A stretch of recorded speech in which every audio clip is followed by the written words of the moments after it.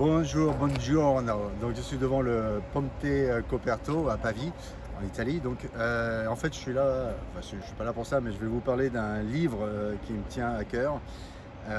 C'est de la grande littérature, Bertrand Carnebuse. Donc c'est Cadet la mouche.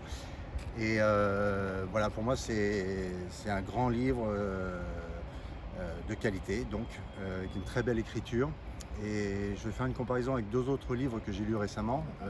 Guerre de Krasna-Orkai, le prix Nobel de littérature 2025, et Saint-Pétersbourg ou Colombe d'argent de Andrei Bieli, un des plus grands écrivains russes.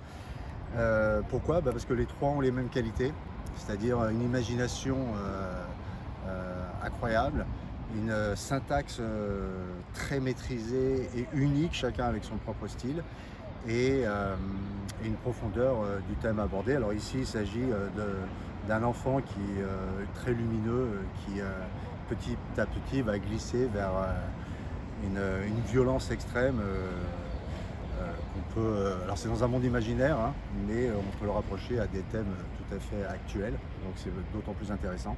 Il y a beaucoup de poésie et c'est un style absolument unique. Alors les trois ont ces qualités, une imagination florissante, une syntaxe très maîtrisée et une profondeur des thèmes abordés. Voilà. Donc je vous lis un tout petit peu le début. C'est donc: l'enfance du tortionnaire est heureuse, destinée à mûrir en souvenirs lumineux. Il n'y a rien à en dire avant ces lignes. Et après, donc, bon, vous le lirez, je vais le mettre à côté du texte. Après, ça part vers sa dérive personnelle du personnage principal qui s'appelle Pavel.